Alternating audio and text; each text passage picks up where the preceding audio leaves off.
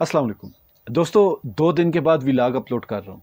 आखिरी व्लॉग सना यूसुफ के ऊपर मैंने अपलोड किया था और बहुत ही दिलखराश वाक़या हुआ जिसका बहुत ज़्यादा रंज है। और वाकई में हमारा माशरा जिस तरफ जा रहा है, इसको इन चीज़ों पे अब कंट्रोल करना बहुत ज़रूरी हो गया है। और ये कंट्रोल मैं बार बार कहता हूँ, कोई इंसान अकेले नहीं कर सकता।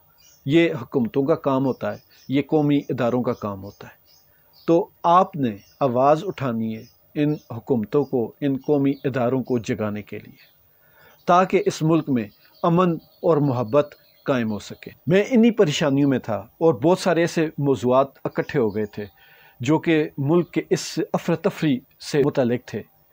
तो जब बहुत सारी चीज़ों का गुंजल बन जाए तो फिर बंदे को समझ नहीं आती कि कौन से धागे को पकड़ूं, किसको छोड़ूं। तो गुंजल सा बन गया था। और सबसे बड़ी बात, जब आप वीडियोस बनाएं इस तरह की जो अपने मुल्क के लिए, अपने माशरे के लिए, अपनी सोसाइटी के लिए, अपने लोगों के लिए, दोस्तों के लिए, तो आगे से रिस्पांस ना मिले तो फिर बहुत ज़्यादा डिसहर्ट होता है बंदा। तो मेरे साथ भी कुछ ऐसा ही चल रहा था। तो यहाँ मेरे वैसे भी जितनी भी वीडियोस पे लोगों के कमेंट्स आते हैं वो अक्सर जो इमरान मुखालिफ लोग करते हैं, लेकिन मैं उनको हमेशा से एक चीज़ कहता हूँ कि मेरी जो बात होती है वो न्यूट्रल होती है। गलती किसी की भी हो, मेरी आवाज़ जो उठती है वो सिर्फ पाकिस्तान के लिए उठती है। तो एक असूल और भी है कि आप सिर्फ बात को देखें, बात करने वाली शक्ल को न देखें, उसके बिहेवियर को न देखें। आप देखें कि अगला बंदा बात क्या कर रहा है। अगर बात में वज़न है तो उस बात को मान लेना चाहिए, वज़न नहीं है तो छोड़ दें। तो ऐसे में कल फेसबुक के ऊपर मैंने एक पोस्ट देखी और उस पोस्ट को मैंने जब पढ़ा तो मुझे साफ महसूस हो गया कि ये पोस्ट उन जैसे लोगों की है जो आजकल मज़हब से बहुत ज़्यादा बेजार है, जिनके सामने अगर आप मज़हब की, कुरान और सुन्नत की, हदीस की कोई बात करें तो नाक बूँ चढ़ाते हैं। तो ऐसे लोगों के सामने बात करने के बहुत सारे तरीके होते हैं। तो मैंने पोस्ट पढ़ी तो ज़ाहिर बात है आजकल सना यूसुफ का जो मामला है वो बहुत ज़्यादा हाइप पर है। तो हर बंदा इसके ऊपर बात कर रहा है और जिस तरह की ये बातें हैं, कुछ लोग तो इस तरह की बातें कर रहे हैं कि यकीन माने समझ नहीं आती कि बंदा इनको क्या कहे। कुछ चीज़ें ऐसी होती हैं जो ज़ुबान से समझाई नहीं जा सकती। तो पोस्ट ये थी, मैं आपको पढ़ के सुनाता हूँ, इसको आप थोड़ा ध्यान से सुनिएगा और गौर कीजिएगा कि ये किस ज़हनियत की चीज़ है। सलार भाई लिखते हैं, IG इस्लामाबाद सैयद अली नासिर रिजवी ने इस्लामाबाद में प्रेस कॉन्फ्रेंस करते हुए बताया कि मुलज़म फैसलाबाद का रहायशी 22 साल उम्र मैट्रिक पास तालिब इल्म है जो सोशल मीडिया पर प्रमोशन के ज़रिए पैसे कमाता है। प्रेस कॉन्फ्रेंस में बताया गया कि मुलज़म उम्र का ताल्लुक एक गरीब ख़ानदान से है और इनके वालिद एक रिटायर्ड सरकारी मुलाजिम थे। मुलज़म सना यूसुफ से बार बार रब्ता करता रहा लेकिन सना यूसुफ इनकार करती रही। इससे कबल मुलज़म सना यूसुफ के घर आया लेकिन 8 घंटों तक इंतज़ार के बावजूद मुलाकात न हो सकी। 29 मई को सना की सालगिरह के रोज़ भी मुलाकात की कोशिश की गई लेकिन नाकामी का सामना करना पड़ा। वक़ूआ के रोज़ मुलज़म ने मुलाकात की कोशिश की लेकिन नाकामी की सूरत में इसने घर में घुसने की मनसूबाबंदी बनाई और फिर ये वक़ूआ पेश आया। IG इस्लामाबाद के मुताबिक मुलज़म सना यूसुफ से दोस्ती करना चाहता था जबकि वो मुसलसल इनकार करती रही। यानी सना ने दोस्ती से इनकार किया, मुलज़म अपनी हरामज़दगी पर उतर आया। ये वही नेचर है कि हैं मुझे इनकार कैसे कर दिया, ठहर तेरी मैं ऐसी की तैसी करता हूँ। ये वो सोच है जो लड़कियों के चेहरों पर तेज़ाब फेंकती है। और सबसे बढ़कर इस तरह की एपिसोड्स में जो नहायत दिलखराश वाक़यात होते हैं, ऐसे ऐसे लोग अपनी गंदगी एक्सपोज करते हैं कि खुदा की पनाह। खुदारा अपने समाज को इस गंदी तरीन सोच का शिकार होने से बचाएं। जहाँ कोई बंदा मज़हब या कल्चर के नाम पर वहशत फैलाता नज़र आए, इसको जवाब दें। गौर कीजिएगा, जहाँ कोई बंदा मज़हब या कल्चर के नाम पर वहशत फैलाता नज़र आए, उसको जवाब दें। ये जंग हम सब की है, वगरना एक वक्त वो आएगा कि लोगों की स्कूल, कॉलेज, जॉब पर जाती बच्चियों पर इस तरह के लोग हाथ डालेंगे, इन्हें मारेंगे। लोगों को जीने दें, उन पर मुनकर नकीर न बने। गौर कीजिएगा, खुदा ने कोई हिसाब लेना है तो वो लेता फिरेगा। खुदा ने कोई हिसाब लेना है तो वो लेता फिरेगा। नाउज़ुबिल्लाह। आप इंसान बने और अपने अमाल पर तवज्जो दें। दुनिया में कहीं भी होने वाला जुल्म, दुनिया में कहीं भी अमन हो, उसके लिए ख़तरा है। मार्टिन लूथर के अल्फाज अगर थोड़े से बेंड करें तो यही मतलब बनता है। तो ये पोस्ट के आखिर में इन भाई साहब ने ये लिखा हुआ था। तो इससे एक बात तो साबित हो गई कि वो शदीद किस्म के जिस तरह मज़हब बेजार लोग होते हैं, ये उन्हीं टाइप के लोगों में से है। तो मेरा ये मकसद नहीं कि मैं किसी को डिग्रेड करूं, मैं किसी के ख़िलाफ़ बात करूं, किसी के ऊपर तनकीद करूं। मैंने वीडियो के शुरू में कहा कि ये बहुत बड़ी खबासत है, जो उस लड़के ने किया वो बहुत बड़ी खबासत है। इसको किसी सूरत भी प्रोटेक्ट नहीं किया जा सकता, डिफेंड नहीं किया जा सकता, और उसको सज़ा मिलनी चाहिए ताकि दूसरों के लिए ये निशान इबरत बने। लेकिन बात असल ये है कि क्या ये इस्लाम ने किया, दीन ने किया, मज़हब ने किया, क्या ये मर्द ने किया? और इस एक मर्द ने अगर किया तो क्या पूरे पाकिस्तान के, पूरी दुनिया के मर्द ख़राब हो गए?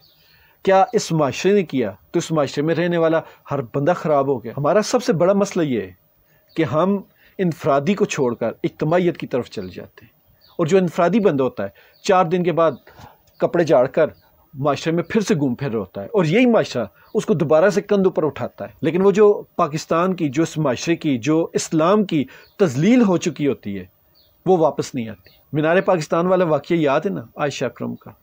वो माशरे में फिर से आराम से नॉर्मल लाइफ गुजार रही है। लेकिन उस वक्त क्या हुआ था? पाकिस्तान को, इस्लाम को, पाकिस्तानी मर्दों को कहाँ से कहाँ पहुँचा दिया गया था। और इसमें हमारे बहुत ही इज़्ज़त माब इकरारुल हसन और यासिर शामी साहब खुद मुलव्वस थे।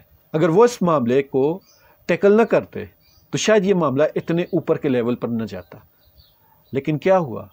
क्या वाकई में ये सारा कुछ हुआ था? या वाकई आयशा अकरम और वो लड़का रैम्बो इसमें मुलव्वस नहीं था? क्या वो कसूरवार नहीं थे? तो कितना ही अच्छा होता कि उस वक्त भी आयशा अकरम और रैम्बो को, दोनों को, एक औरत है एक लड़का मर्द है, तो दोनों को उनकी अपनी ज़ाती हैसियत में मुजरम ठहराया जाता। लेकिन नहीं, हम तो मॉडर्न हैं, हम तो लिबरल हैं, हमें तो दुनिया को दिखाना है कि हम कितने आज़ाद ख्याल हैं। हमने सिर्फ इन 2 किरदारों की वजह से पूरे मुल्क को लटका कर रख दिया। ये बहुत लंबा टॉपिक है, इस पर मज़ीद बात करेंगे। लेकिन अभी मेरा जो मेन मसला है वो ये है कि इस पोस्ट के नीचे मैंने कमेंट किया, उस कमेंट में जो आगे से मुझे जवाब आया तो यकीन माने वो मेरी तवक्को से बहुत ही ज़्यादा आगे की मतलब की चीज़ निकल गई थी। जवाब मैंने जो कमेंट मैंने लिखा वो मैंने ये लिखा कि सारी बात बिल्कुल ठीक। मैंने आपको बताया ना मेरा अपना जो मौक़िफ़ है कि इस तरह के लोगों से उन्हीं के लेवल पर जाकर बात करनी चाहिए ताकि वो आपकी बात तवज्जो से सुन सकें। ऐसे लोगों को आप कुरान व हदीस और बड़े बड़े दावे बताएं तो वो आगे से इनके अल्फाज भाई साहब के आपने देख ही लिए। तो ऐसे लोगों को जब आप जितना इस्लाम और दीन की बात बताएंगे हवाले देकर तो वो और ही ज़्यादा गुस्से में होंगे, आपकी बात नहीं सुनेंगे। तो इन भाई साहब को मैंने बिल्कुल आसान से और सीधे से अल्फाज में जो कमेंट लिखा वो ये था, सारी बात आपकी बिल्कुल ठीक, मुत्तफ़िक, लेकिन आखिर में अगर मार्टिन लूथर की जगह, लूथर होगा लेकिन उस बेचारे ने लूथर लिखा, मार्टिन लूथर की जगह मोहम्मद मुस्तफ़ा सल्लल्लाहु अलैहि वसल्लम की कोई कोटेशन होनी चाहिए थी। ब्रैकेट में यही हमारी ख़राबी है कि हम अपने नबी की जो बातें, उनकी जो हदीस हैं, उनके जो कौल हैं, उनके ऊपर अमल नहीं करते। लेकिन गोरे जो राइटर्स होते हैं उनकी बातों को बहुत ज़्यादा अहमियत देते हैं। तो ये हमारे माशरे का बहुत बड़ा अलमिया है। तो मेरा ये वाला मकसद था। आगे मैंने लिखा कि वैसे भी मैंने रात को ही व्लॉग किया था और उसमें ये बात मैंने कह दी थी कि ये मामला गैरत वाला नहीं लगता, मतलब वो जो गैरत के नाम पर किया जाता है वो नहीं लगता। तो इसमें रिश्ता वगैरह, दोस्ती या इस तरह के मामलात होते हैं, और वो सच निकली बात। तो ये सिंपल सा एक मैसेज। तो इसके ऊपर एक भाई साहब आए कमेंट करने, तो उन्होंने कमेंट किया कि नबी करीम सल्लल्लाहु अलैहि वसल्लम की कोटेशन नहीं बल्कि हदीस मुबारक होती है, अपनी अक्ल का इलाज करवा। इन भाई साहब को मैंने जवाब दिया, अच्छा ब्रदर मेरी गलती, मैंने बात ही करके गलती कर दी। इस बंदे की सारी पोस्ट ही ठीक थी, तुम लोग इन्हीं चीज़ों में पड़े रहो लेकिन अमल कख भी न करो। आइंदा तुम भी मुकम्मल अरबी ज़बान बोलना क्योंकि वो भी सुन्नत है। फिर दूसरे कमेंट में मैंने लिखा कि ठीक है, वो जिसका हवाला दे रहा था मार्टिन लूथर की वही ठीक है। मतलब सोच देखें कि मैं एक बंदे को कह रहा हूँ कि अपने नबी के अक़वाल को ज़्यादा कोट करो, तुम मुसलमान हो, और एक बंदा मुझे कह रहा है कि तुमने उस कॉल को हदीस क्यों नहीं कहा, कोटेशन क्यों कहा। हालांकि अगर इंग्लिश लुक में जाए तो कोटेशन ठीक है, अनबिया के लिए नहीं इस्तेमाल होती, लेकिन किसी कॉल को कोटेशन ही कहा जाता है। और जिस तरह का वो लिबरल पोस्ट कर रहा है तो उसको उस लेवल पर जाकर मैंने कहा कि ये कोटेशन ये वाली भी इस्तेमाल कर लो। और दूसरा बंदा आके मुझे कहता है कि मेरी बात की अहमियत पे नहीं जोर दे रहा, खुश नहीं हो रहा कि मैंने एक बंदे को इस्लामी चीज़ को प्रमोट करने की बात कही है, अपने नबी की चीज़ को प्रमोट करने की बात कही है। वो बंदा मुझे कह रहा है कि तुम अपना तलफ़्फ़ुज़, अपने अल्फाज सही करो। मैंने आपको पोस्ट पढ़ते हुए 2 बार कहा था ना कि काबिल गौर है ये चीज़। इन भाई साहब का पूरी उस पोस्ट के नीचे मैंने कमेंट्स देखे, कहीं भी कोई कमेंट नहीं था।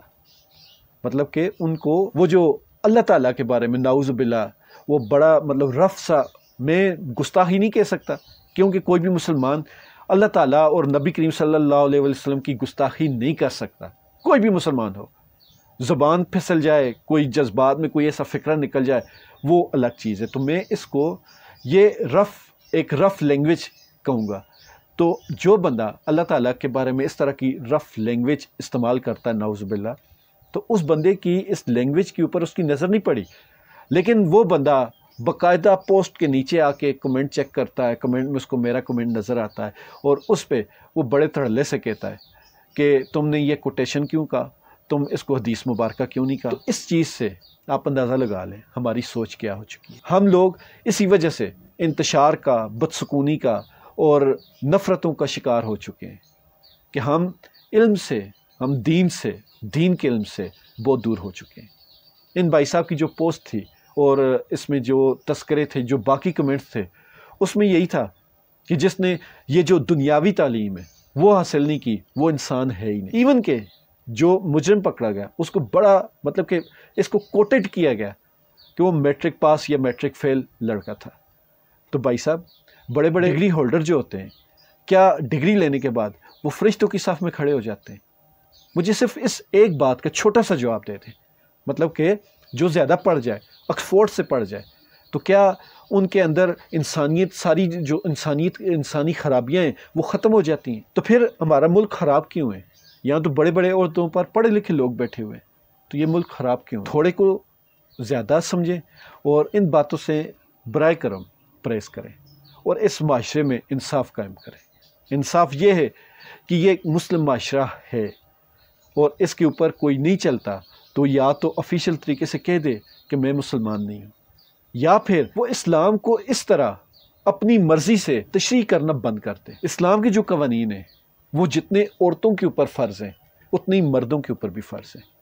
तो ये नहीं होता कि आप सिर्फ औरत को बदनाम करें, सिर्फ मर्द को बदनाम करें, दोनों इसमें बराबर के शरीक हैं और दोनों के ऊपर इस्लाम बराबर का इम्प्लीमेंट हो। और इस्लाम की सबसे जो पहली चीज़ है वो है इंसाफ, जो कि हमारे माशरे में सिरे से ख़त्म ही हो चुका है। और मैं फिर भी कहता हूँ कि ये इस तरह के जो कवानीन हैं, जो इस तरह की माशरती हदूदों के यूद हैं, रूल एंड रेगुलेशंस है, ये हुकूमतों के काम है, कौमी इदारों के काम है, कानून नाफिज करने वाले इदारों के काम है कि वो इन चीज़ों के ऊपर चेक एंड बैलेंस रखें। जिसकी तरफ से भी, किसी भी जिन्स की तरफ से कोई भी कानून की, इखलाकी हदूदों का यूद की खिलाफ वर्जी हो तो वो काबिल सज़ा मुजरम ठहरे। ये बिल्कुल भी जायज़ नहीं कि आप सारे का सारा मलबा किसी एक पर डाल दें।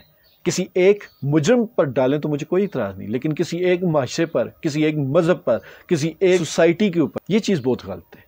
इसके मैं ख़िलाफ़ हूँ और इसी की अवेयरनेस की ज़रूरत है। खुश रहें, ईमान वाली ज़िंदगी पाएँ। अल्लाह ताला हम सब का हामी नासिर।